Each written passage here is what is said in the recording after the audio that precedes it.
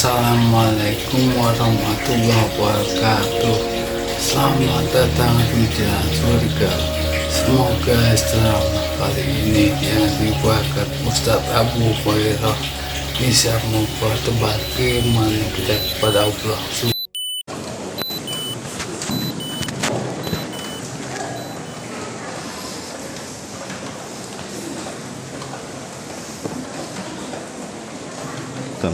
Bismillahirrahmanirrahim. Assalamualaikum warahmatullahi wabarakatuh.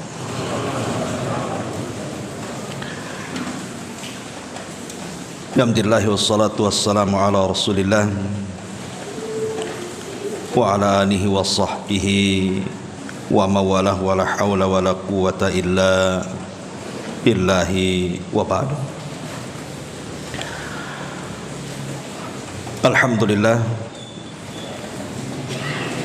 malam ini kita kembali bisa duduk untuk bertalabul ilmi. Salawat dan juga salam kita hadiahkan kepada Rasul kita Nabi besar Muhammad sallallahu alaihi wa ala alihi wasallam.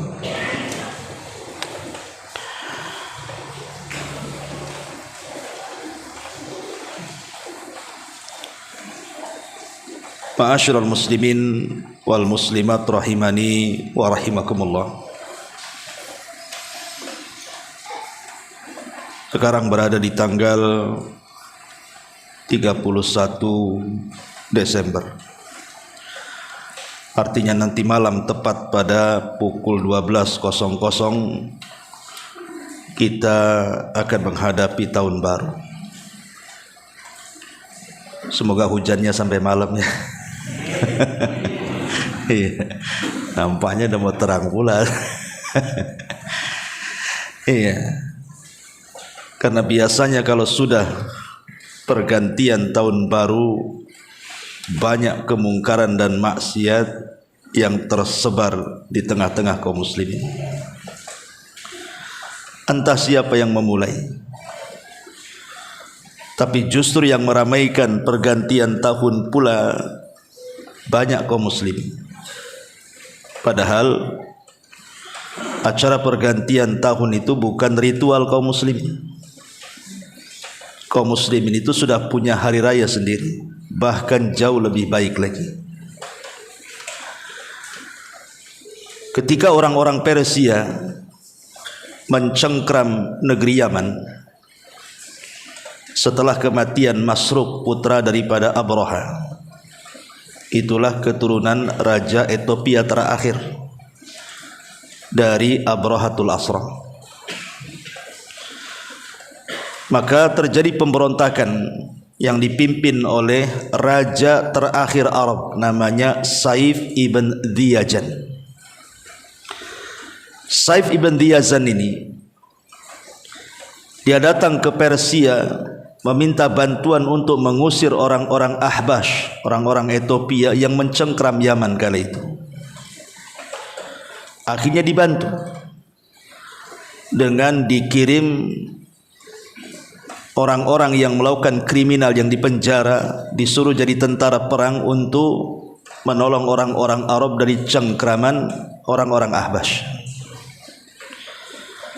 Dan di luar perkiraan menang. Akhirnya kemudian orang-orang Ahbash Ethiopia mereka pun hengkang dari Yaman dan balik ke negaranya.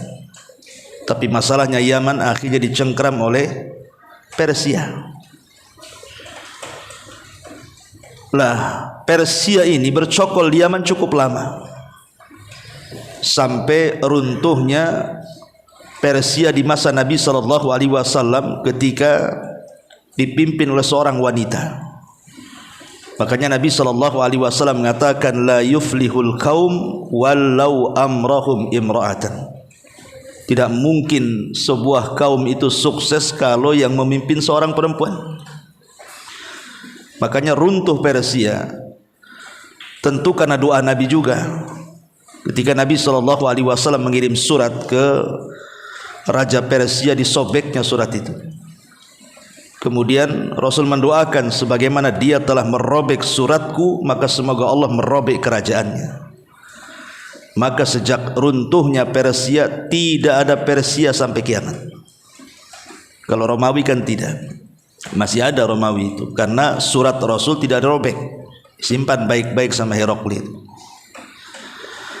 Lah sehingga akhirnya karena lamanya Persia mencengkram negeri Arab Yaman, banyak tradisi Persia itu diadopsi oleh orang-orang Arab. Salah satunya adalah perayaan Nairuz dan Mihrajan. Jadi Nairuz itu perayaan tahun baru di bulan Maret, dan Mihrajan itu perayaan 6 bulan setelahnya. Lah ketika Nabi SAW hijrah dari Mekah ke Madinah, dilihat banyak para sahabat Nabi SAW itu, terutama orang-orang Ansar, mereka merayakan perayaan ini, perayaan Nairuz dan Mihrajan ini, karena dua perayaan ini adopsi dari Persia. Kenapa orang-orang Muhajirin tidak ada yang melakukan di Mekah? Hanya orang-orang Ansar yang melakukan di Mekah. Ya, karena orang Ansar itu turunan dua kabilah besar, Khazraj dan Aus, dari Bani Kailah, dan Bani Kailah itu dari Yaman, sehingga hanya mereka yang melakukannya. Dari sini Nabi SAW kemudian menegur mereka dan mengatakan, apa yang kalian rayakan ini, maksudnya Nairuz dan Mihrajan ini? Maka mereka mengatakan, kunna nal'abu fil jahiliyah, kami sudah biasa main-main di zaman jahiliyah, kata orang-orang Ansar. Tapi tentu apa yang dirayakan orang-orang Ansar dari Nairuz dan Mihrajan tidak sebagaimana yang dirayakan orang-orang Majusi tentunya. Ya, mereka mungkin sekedar main-main, makan-makan, kumpul-kumpul, karena tidak mungkin para sahabat setelah mereka masuk Islam mereka mau melakukan kesyirikan. Tapi Nabi SAW kemudian melarang mereka dan mengatakan, lakum yaumani tal'abuna fihima wa qad abdalakumullahu bihima khaira minhuma, Idul Fitri wa Idul Adha. Kata Nabi SAW, kalian punya dua hari raya yang kalian bersenang-senang di situ. Ketahuilah Allah sudah menggantikan dua hari raya kalian itu dengan dua hari raya yang jauh lebih baik dari yang kalian rayakan. Kemudian Rasul mengganti Nairuz dengan Idul Fitri dan Mihrajan dengan Idul Adha. Itulah yang kemudian ditetapkan dalam Islam bahwa kaum muslimin itu punya hari raya sendiri, Idul Fitri dan Idul Adha. Sebagaimana orang-orang Persia mereka merayakan Nairuz, tahun baru mereka di bulan Maret, dan 6 bulan setelahnya Mihrajan, maka dua-duanya dihapus dalam Islam, karena itu tradisi jahiliyah, tradisi orang-orang yang menyembah api. Lah Nairuz dan Mihrajan sendiri adalah adopsi orang-orang Persia dari orang-orang Romawi kuno sebenarnya. Jadi Nairuz dan Mihrajan itu adopsi daripada tradisi orang-orang Romawi kuno. Dahulu mungkin sekitar 2000 tahun sebelum Masehi gitu ya. Jadi orang-orang Romawi kuno itu mereka menetapkan penanggalan itu cuma ada 10 bulan saja, tidak sampai 12 bulan. Lah ada yang mengatakan bahwa tahun 45 sebelum Masehi, ketika muncul Raja Julius yang memimpin Romawi ketika itu, inilah Raja Romawi pertama yang merubah kalender dari 10 bulan menjadi 12 bulan, ditambah Desember dan Januari, karena sebelumnya Maret. Entah apa maksudnya, tapi akhirnya kemudian apa yang diciptakan Julius ini menjadi populer, makanya ada istilah Julius kalender, karena dia yang menciptakan kalender dari 12 bulan itu. Lah yang kemudian diadopsi oleh orang Persia yang dikenal dengan Nairuz dan Mihrajan itu. Lah belakangan kemudian penanggalan Masehi ini karena diadopsi orang-orang Vatikan, dan diklaim itu adalah penanggalan Masehi, dinisbatkan kepada Al-Masih Isa bin Maryam. Akhirnya kemudian oleh seorang pendeta padri dari Vatikan kemudian disadur kembali kan. Akhirnya jadi penanggalan resmi orang-orang Nasrani, dan itu diresmikan oleh PBB, yang kemudian siapapun negara yang ikut serta dalam PBB harus mengadopsi penanggalan Masehi sampai hari ini. Lah karena negara kita ini kan terlibat anggota PBB, makanya negara kita juga menganut penanggalan Masehi. Dari sini kita tahu bahwa setiap perayaan apapun pasti di baliknya ada ideologi, ada pemahaman. Semua perayaan apapun yang dilakukan semua agama pastilah dilatar belakangi sebuah keyakinan. Contoh mamanya orang-orang Nasrani, ketika mereka merayakan hari raya Natal, bukan tidak ada keyakinan dengan Natal itu, ada keyakinan. Lah ketika kemudian kita selaku muslim mengucapkan hari raya Natal, maka hakikatnya kita masuk dalam ideologi Nasrani. Mau tidak mau, ketika kita hanya mengucapkan selamat Natal itu, kita harus mengakui 3 perkara kan. Pertama, bahwa Isa adalah Tuhan. Isa satu di antara 3 Tuhan, atau Isa anak Tuhan. Itu minimalnya. Kita mengucapkan selamat bahwa Isa adalah Tuhan, kan begitu. Yang kedua, kita meyakini Isa itu mati di tiang saliban, karena itu keyakinan Nasrani. Bahkan pengklaiman orang-orang Yahudi pun mengatakan seperti itu, karena mereka yang merasa membunuh Isa bin Maryam. Bahkan mereka mengatakan, inna qatalnal masih ibn Maryam, kami yang membunuh Isa bin Maryam katanya. Dan yang ketiga, seolah-olah kita menetapkan lahirnya Isa itu di tanggal 25 Desember kan. Lah ini 3-tiganya bermasalah dalam Islam.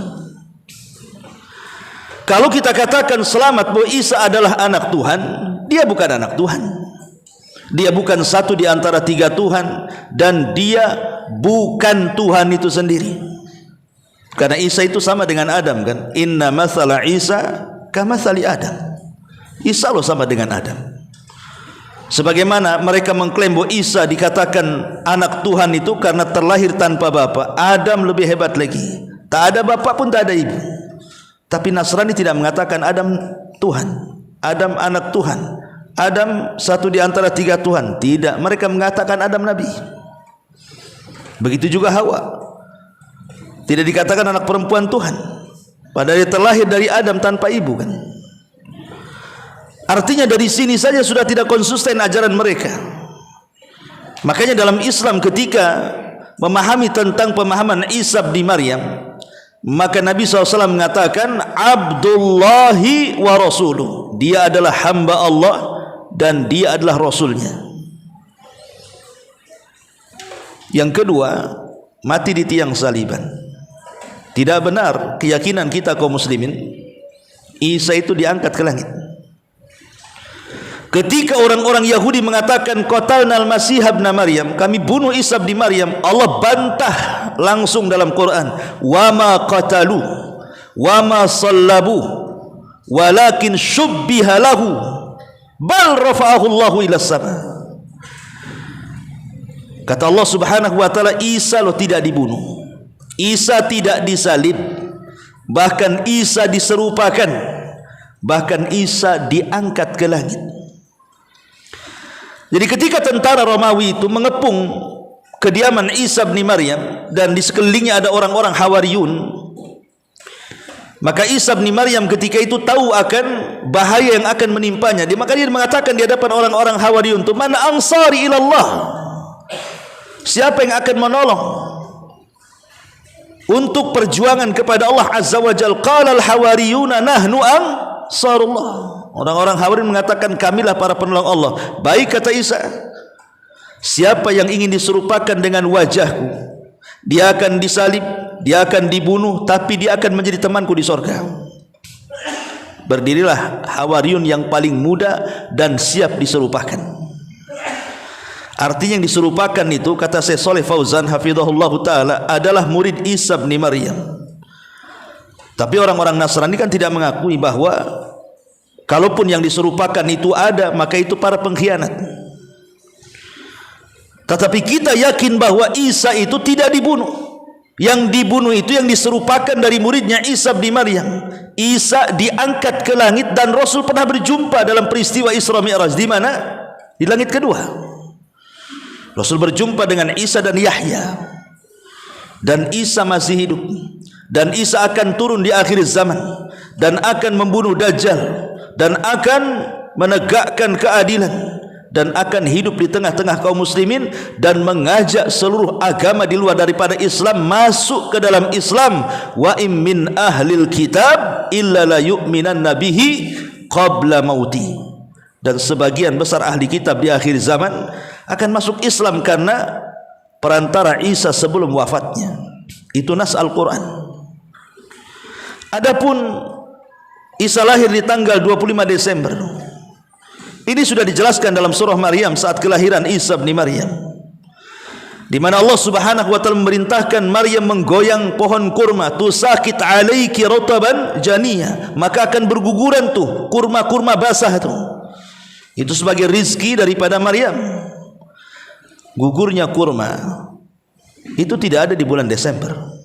Kurma itu panen bulan 6, bulan 7, bulan 8. Di mana-mana satu dunia ini kurma itu berbuah di 3 bulan ini, bulan 6, 7, 8. Tidak ada bulan Desember itu kurma berbuah. Tetapi orang-orang Nasrani mengatakan bahwa Isa lahir di kandang domba, kan begitu. Nah, itu urusan mereka, lakum dinukum waliyadin, kan itu. Tapi Al-Quran tegas mengatakan bahwa di bulan Desember itu tidak ada kurma yang panen. Artinya tanggal 25 Desember itu kan diragukan jadinya. Apalagi kemudian kurma itu tidak berbuah di musim dingin, dia di musim panas. Ya. Maka dari 3 syubhat ini kita bantah secara nas Al-Quran. Maka kita tidak mungkin mengucapkan selamat Natal. Sebagaimana juga kita tidak mungkin mengucapkan selamat tahun baru. Karena selamat tahun baru pun ada 2 arah dia. Pertama, orang-orang Vatikan yang kemudian seorang pendeta namanya Gregorius gitu, yang dikenal dengan Gregory apa itu? Gregorius kalender itu ya. Itu yang meresmikan bahwa kalender ini dinasabkan kepada kalender Masehi, kan? Artinya ketika dinasabkan kepada kalender Masehi sama dengan keyakinan selamat Natal tadi jadinya. Karena mereka orang Nasrani menganggap Isa itu Tuhan, Isa itu anak Tuhan, Isa itu satu di antara 3 Tuhan, kan? Ketika kita mengatakan selamat tahun baru, itu sama dengan mengikrarkan bahwa Isa adalah Tuhan. Kan bahaya nih. Itu satu sisi itu. Sisi sejarah yang jauh lebih jauh daripada itu, Romawi kuno. Kenapa kemudian dirubah dari 1 Maret menjadi 1 Januari? Karena ada keyakinan orang-orang Romawi kuno itu bahwa Januari itu nama lain daripada dewa Janus, yang konon gambarnya itu memiliki 2 kepala, kan itu. Kepala menatap ke depan, kepala menatap ke belakang. Seolah-olah selamat tinggal tahun kemarin, selamat datang tahun depan. Seperti itu. Jadi ini sudah 2 arah jadinya, kan. 1 masuk kepada keyakinan Nasrani, 2 pula masuk kepada keyakinan Romawi kuno lagi. Ustaz, saya nggak yakin dan nggak meyakini tentang ketuhanan Isa, apalagi dewa-dewa Janus dan yang semacamnya. Enggak, saya datang hanya lempar petasan aja kok. Atau saya nengok petasan aja. Setahun sekali anak saya pengen nengok petasan tuh yang banyak di langit itu katanya. Saya nggak ngapa-ngapain loh, nggak yakin saya dengan itu. Tidak sesederhana itu ikhwatu fiddin, muliakan Allah Azza wa Jalla. Karena sifat seorang muslim itu la yashhaduna zur. Mereka tidak pernah menyaksikan az-zur. Zur itu penyimpangan, apalagi penyimpangan dalam akidah. Nengok aja ndak boleh. Apalagi kemudian merayakan, apalagi antum pula yang nyetel petasannya tuh. Karena kalau kita terlibat dalam perayaan itu seolah-olah mengiyahkan tuh ajaran-ajaran itu masalahnya. Kalau sudah mengiyahkan, mau tidak mau kita terlibat di dalamnya. Itulah yang ditakutkan Nabi SAW. Man tashabbaha biqaumin fahuwa minhum. Siapa yang tasyabbuh dengan sebuah kaum, maka anda termasuk kaum itu. Tuh kan hujannya selesai. Coba sampai malam kan itu ya, dideraskan sekali. Ya mudah-mudahan Nabi selesai mengajar hujan. Ma'asyiral muslimin yang dimuliakan Allah Azza wa Jalla, intinya bahwa ada 10 kemungkaran yang ingin saya jelaskan di malam hari ini. Kita pending dulu kajian tauhid ya. Apa saja 10 kemungkaran itu? Ma'asyiral muslimin yang dimuliakan Allah Subhanahu wa taala, pertama, merayakan tahun baru berarti merayakan perayaan yang diharamkan dalam Islam. Karena semua perayaan manapun, sudah saya ulang-ulang, itu di balik perayaan ada ideologi yang menyimpang. Ini yang pertama. Kemudian yang kedua, kerusakan ikut merayakan tahun baru ini adalah tasyabbuh, menyerupai orang kafir. Nabi SAW loh, orang yang paling tidak suka dengan orang kafir. Makanya di banyak hadis Rasul itu meminta kepada para sahabatnya untuk menyelisih mereka dalam masalah remeh-temeh sekalipun. Contoh masalah sandal. Ketika Nabi SAW bicara soal solat, ketika ditanya Yahudi itu solatnya macam mana tanpa sandal wahai Rasul, katanya. Kata Rasul, kalau kalian sekali-kali pakai sandal lah, katanya, atau pakai khuf, sepatu dari kulit itu. Bayangkan sampai urusan sandal ditanya, supaya jangan menyelisihi serupa dengan solatnya orang-orang Yahudi. Sekali-kali lah pakai sandal, sekali-kali pakai sepatu gitu ya, supaya beda solat kita dengan mereka. Termasuk masalah uban di kepala.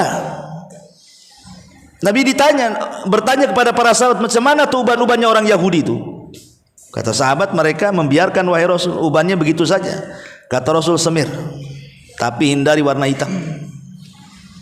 Semir hindari warna hitam. Tapi walaupun menghindar warna hitam yang pantas lah, jangan pula pelangi di atas kepala. Sini hijau, merah, jengger ayam aja nggak ada yang pelangi kan itu, satu warna. Itu ayam tuh. Antum pula pelangi-pelangi. Maksudnya jangan kayak orang pang, ya biasa aja lah ya. Satu warna yang cocok kan gitu. Tapi jangan warna hitam. Dalam rangka apa? Untuk menyelisih orang-orang Yahudi. Nabi SAW melarang berbuka, melambat-lambatkan berbuka kan. Kenapa disuruh mempercepat berbuka tuh? Karena orang-orang Nasrani kalau mereka puasa, bukanya itu nunggu bintang muncul. Maka kita semata-mata terbenam matahari buka, jangan sampai ada bintang. Nanti serupa dengan Nasrani. Banyak ikhwatu fillah, ketika Rasul salat duduk, sahabat berdiri, Rasul mengisyaratkan duduk katanya. Selepas salat Rasul mengatakan, hampir-hampir kalian seperti orang-orang Persia dan Romawi yang menghormati raja mereka dengan berdiri. Banyak hadis-hadis Rasulullah. Rasul itu sangat ingin menyelisih orang-orang kafir. Lah kita umatnya pula sangat ingin menyerupai orang kafir pula. Kan aneh ya. Ma'asyiral muslimin yang dimuliakan Allah Azza wa Jalla. Ini yang kedua. Kemudian yang ketiga, di antara kemungkaran, apabila datang ataupun anda merayakan hari raya tahun baru ini, mau tidak mau kita akan terjerumus kepada amalan-amalan yang tidak ada tuntunannya dalam Islam. Kita bedakan ikhwan, hari raya kita dengan hari raya di luar daripada Islam. Hari raya kita itu indah sekali, dipenuhi dengan ibadah zikir kepada Allah Azza wa Jalla dan kebaikan. Contoh Idul Fitri, malamnya kita disuruh bertakbir, bertahlil, bertahmid, ya kan? Kemudian paginya disuruh mandi, pakai baju bagus, wewangian. Kemudian takbir sampai ke tanah lapang. Sampai di tanah lapang kita sholat lagi, berzikir kepada Allah Azza wa Jalla, mendengarkan khutbah. Kemudian pulang tunggu di rumah, bersilaturahim. Nanti datang Idul Adha, ada syariat kurban, di mana kurban itu bisa untuk menyambung silaturahim. sebagian disedekahkan dan dihadiahkan, menyenangkan orang fuqara wal masakin. Indah hari raya Islam itu. Tapi lihat hari raya orang-orang kafir tahun baru Islam, apa yang mereka lakukan? Bertakbir sambil nyalain petasan, Allahu Akbar, Allahu Akbar. Ada ya. Yang ada ya nyalain petasan gitu saja. Tidak ada sama sekali. Makanya dalam Islam itu ikhwatu fillah muliakan Allah Azza wa Jal, setiap waktu yang dijelaskan itu pasti punya keutamaan. Contoh Lailatul Qadar. Allah Subhanahu wa taala mengatakan inna anzalnahu fi lailatul qadr wa ma adraka ma lailatul qadr lailatul qadri khairum min alfi syahrin. Sungguhnya kami turunkan Al-Qur'an di malam Lailatul Qadar. Tahukah kamu apa Lailatul Qadar? Lailatul Qadar itu lebih baik daripada 1000 bulan atau 840 tahun kurang lebih. Dan di malam Lailatul Qadar itu turun para malaikat. Bahkan Imam Ibnu Katsir mengatakan jumlah para malaikat yang turun lebih banyak bi'adadil hasa, lebih banyak daripada jumlah kerikil yang ada di bumi. Sehingga disebut Lailatul Qadar itu sebagian ahli tafsir mengatakan Lailatul Dhiq, malam sempit, karena sempitnya banyak para malaikat di situ.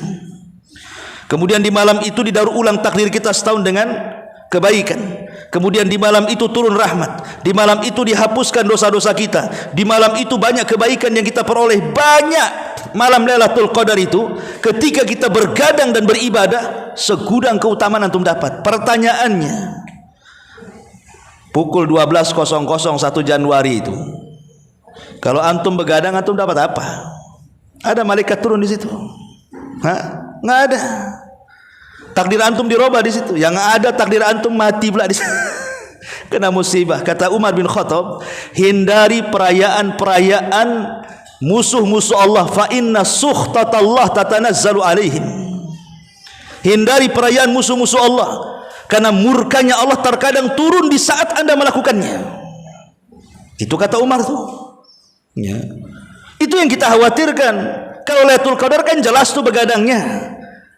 Tetapi betul kata para ulama ya, orang kalau sudah meletakkan wala yang berbeda, antum kalau sudah meletakkan loyalitas, kecintaan kepada hari raya di luar daripada Islam, maka Allah akan cabut kecintaan kepada hari raya yang justru disyariatkan kepada kita. Ketika kita cinta dengan tahun baru, maka kita tidak akan cinta dengan hari raya kita jadinya. Ada orang yang berkorban di tahun baru itu sampai tabdzir. Tabdzir itu apa? Menghabiskan biaya untuk beli petasan dan mercon saja itu. Itu harganya bukan murah tuh, bisa juta-juta tuh. Kalau seandainya itu dibelikan kambing kemudian dikorbankan, kan dapat pahala kan? Tapi ketika datang Idul Adha, tak pula dia beli kambing. Ketika datang hari raya tahun baru, beli pula dia petasan. Hebat kan? Dia bisa kayak gitu coba. Ya. Ketika datang malam Lailatul Qadar, tidur pula antum. Ketika datang hari raya tahun baru, begadang pula sampai subuh. Di mana akalnya? Ma'asyiral muslimin yang dimuliakan Allah Subhanahu wa taala. Makanya kemudian kemungkaran yang ketiga, banyak amalan-amalan yang tidak ada tuntunannya di situ. Apalagi kalau kita resapi secara dalam kan, yang namanya merayakan tahun baru Masehi ini tidak lepas dari 3 perkara. Tiga-tiganya tasyabuh dengan orang kafir. Pertama, niup trompet. Yang kedua, nyanyian. Yang ketiga, petasan atau kembang api kan. Trompet Yahudi, nyanyian Nasrani, kembang api Majusi. Apalagi? Ya. Jadi kalau kita terlibat dan memainkan 3 perkara ini, sudah pakai kembang api, masuk ke Majusi, niup trompet pula gitu ya, masuk ke Yahudi, nyanyi pula masuk ke Nasrani. Tiga-tiganya masuk tuh. Dan itu bukan amalan Islam. Ini kemungkaran yang ketiga. Kemungkaran yang keempat, terjerumus kepada hal-hal yang diharamkan Allah Azza wa Jalla. Seperti tadi yang saya contohkan, mau tidak mau terkadang ada kaum muslimin itu mereka mengucapkan selamat hari raya tahun baru. Jangan latah. Ingat, konsekuensinya berat. Walaupun hanya antum copy paste ataupun ngetik di handphone, disebarkan di grup, di WA, di Instagram, di Facebook, di YouTube atau apa namanya lah medsos tuh. Ini konsekuensinya besar. Tidak perlu kita katakan selamat tahun baru. Karena kalau dikatakan selamat tahun baru, kemudian kalau kita tarik kepada Romawi kuno, seolah-olah kita selamat dengan dewa Janus jadinya. Atau kalau ditarik kepada Masehinya, berarti seolah-olah kita mengatakan selamatlah Isa itu Tuhan. Masalah jadinya. Tidak perlu kita mengucapkan kalimat itu. Ini kerusakan yang keempat. Kerusakan yang kelima, ini parah nih. Terkadang orang-orang yang begadang itu, ikhwan, masalahnya kan jamnya jam 12.00 itu kan dah malam tuh. Kita saja hari-hari biasa kan, kalau sudah tidak bisa tidur di atas jam 12 itu hilang ngantuknya tuh. Nanti ngantuk-ngantuknya jam 3 biasanya. Yang harusnya kita tahajud di situ, ngantuk pula kita di situ. Dan saya yakin biasanya kalau sudah tahun baru pukul 12.00 itu orang jarang tidur. Kecuali orang-orang yang dirahmati Allah Azza wa Jalla kan. Ditunggunya loh. Itu pukul 12.00 itu, padahal itu akan lewat juga, tapi ditunggu sama dia tuh, karena di situ momennya kan. Momen bahagianya itu di situ. Disitulah kemudian akhirnya manusia dibuat sahar tidak bisa tidur. Ketika tidak bisa tidur, kemudian ngantuknya menjelang subuh, ini kan bahaya. Sebagian besar kaum muslimin mereka meninggalkan sholat subuh. Berarti meninggalkan kewajiban. Diambilnya yang haram, ditinggalkannya pun kewajiban. Kan masalah. Ingat, meninggalkan sholat subuh ini bahaya. Karena sholat subuh itu sebagian ulama mengatakan sholat wusta, sama dengan sholat asar. Dan siapa yang melaksanakan sholat subuh itu fahuwa fi dhimmatillah, maka dia ada dalam lindungan Allah. Ketika dia meninggalkan, berarti dia lepas daripada lindungan Allah Azza wa Jalla. Dan sebagian para ulama mengatakan walaupun satu sholat ditinggalkan itu bisa kufur. Bisa kufur. Sebagian ulama ada yang mengatakan seperti itu. Artinya kan okelah tidak sampai tingkat kufur, tapi bagaimanapun orang yang meninggalkan kewajiban itu lebih berat dosanya dibandingkan orang yang melakukan yang haram. Maknanya kalau kita di malam hari raya itu melakukan zina, mabok, minum khamar, tabdzir, itu lebih ringan dibandingkan meninggalkan sholat subuh. Karena kaedahnya tarkul wajib asyad min irtikabil muharramat. Meninggalkan yang wajib itu lebih besar dosanya dibandingkan mengerjakan yang diharamkan. Ini dua-duanya dilakukan. Sudah malamnya kabairuz dzunub, paginya pula meninggalkan sholat, kan kuadrat tuh dosanya tuh. Orang kayak gini dilaknat tuh. Ya. Ini yang kelima. Kemungkaran yang kelima, meninggalkan sholat wajib akhirnya. Kemudian yang keenam, kita tahu bahwa Nabi SAW tidak suka, membenci orang itu begadang setelah Isya kan, dan membenci tidur setelah maghrib. Rasul sangat membenci orang tidur setelah maghrib dan begadang setelah Isya, kecuali ada manfaatnya, baik manfaat ukhrawi atau manfaat duniawi.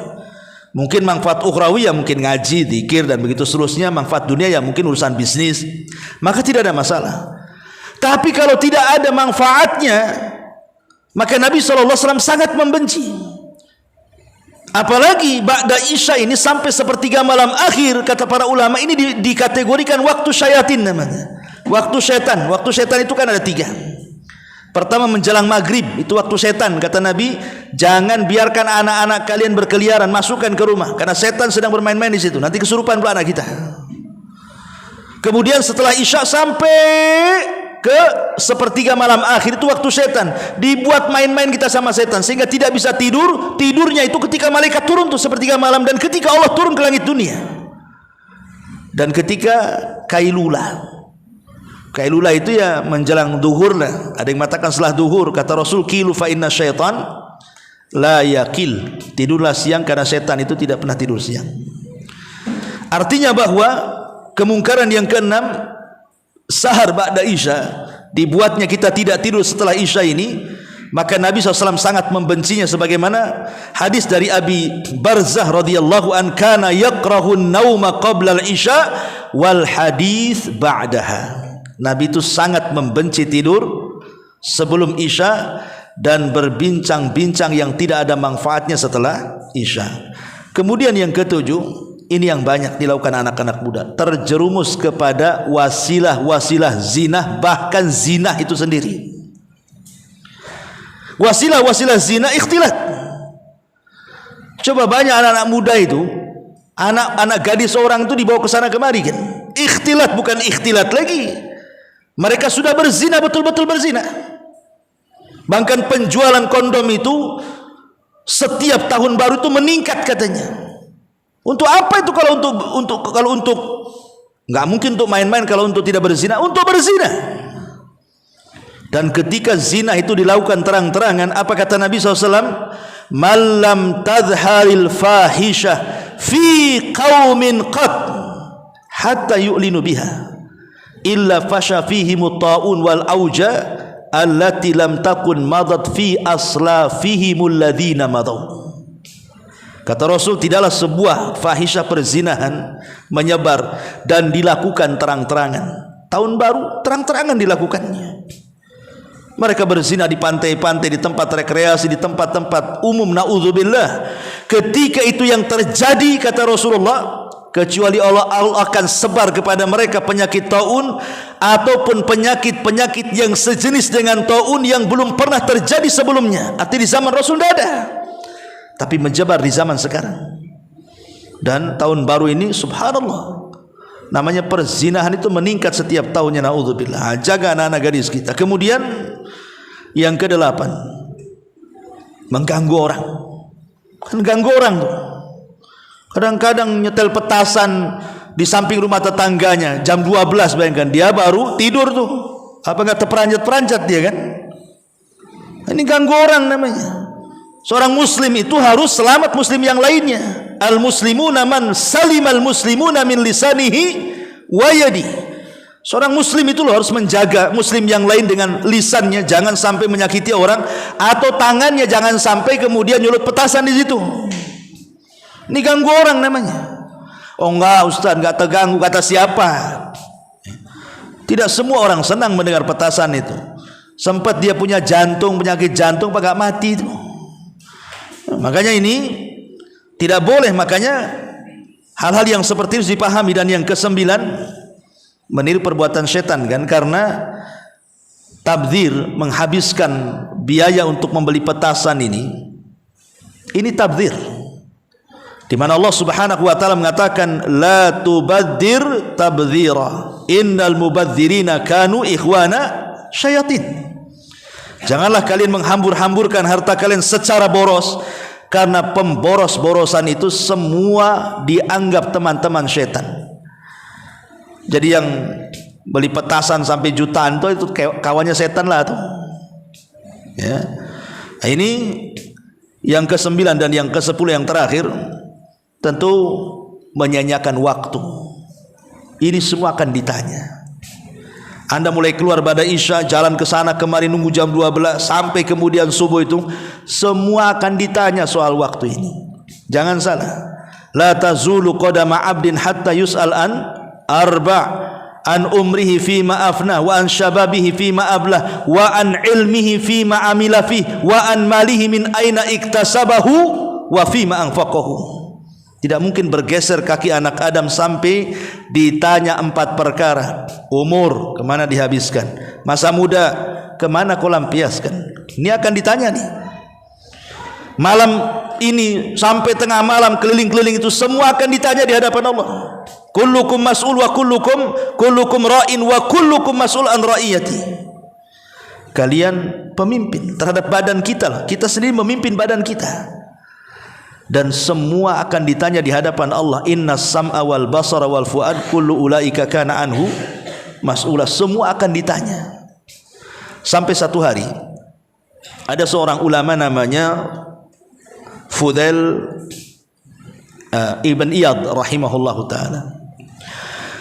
Fudail Ibn Iyad ini ikhwan, dia berdialog dengan seorang kakek, usianya 60 tahun. Kata Fudail, kam umruka ya fulan? Berapa usiamu hai fulan? Maka sang kakek mengatakan, sittuna ama, usiaku 60 tahun wahai imam. Kata Fudail Ibn Iyad, kalau begitu engkau sudah lama berjalan menuju Allah. Yushiku antasil, hampir-hampir kau akan sampai menghadap Allah. Karena lama dari akil balik sampai 60 tahun kan kalau kita berjalan kan sudah hampir dekat tuh.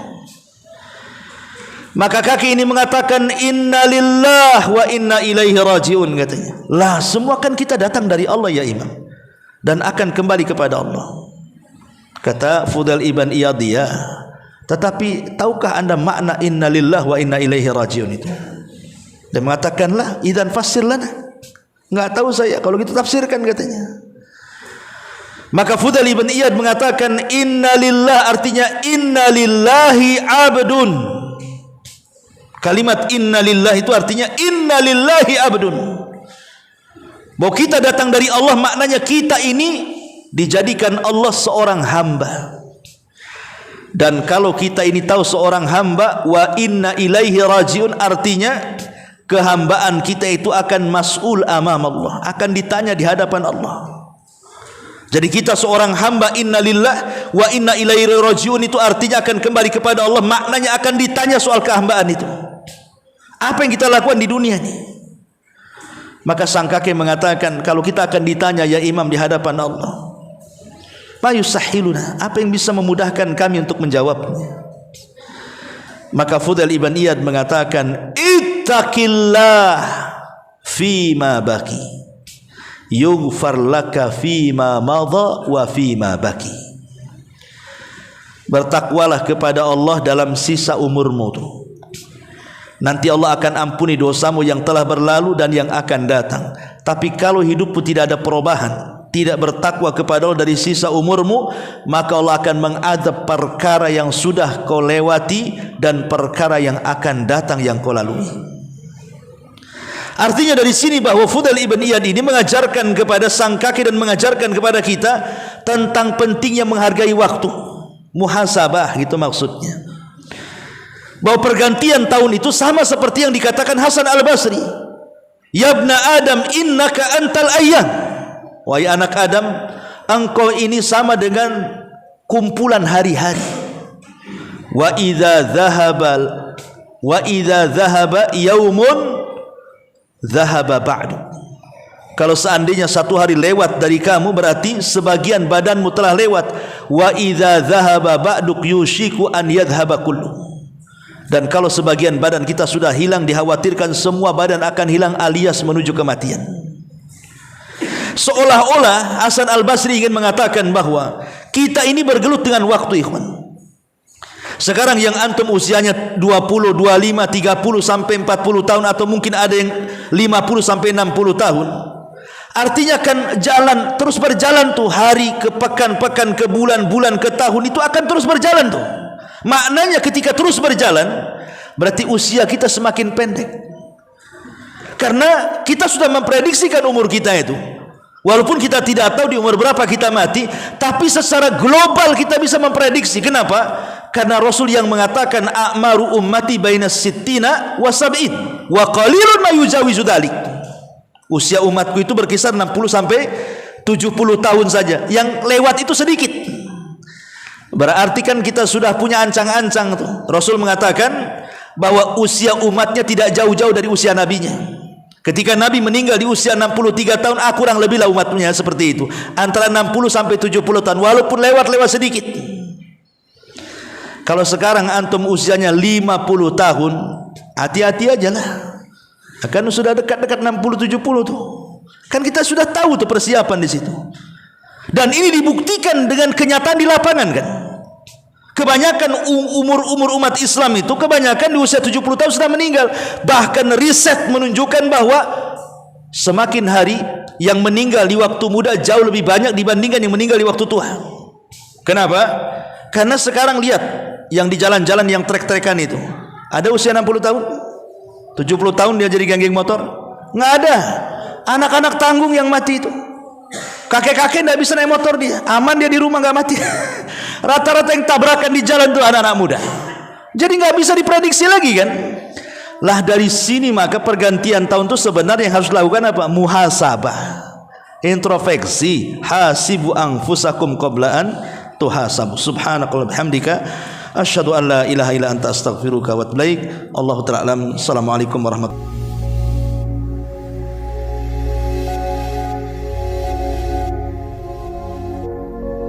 Alhamdulillah Anda telah menyimak ceramah Ustadz Abu Humairoh. Semoga bisa memperdalam keimanan kita kepada Allah. Amin. Wassalamualaikum warahmatullahi wabarakatuh.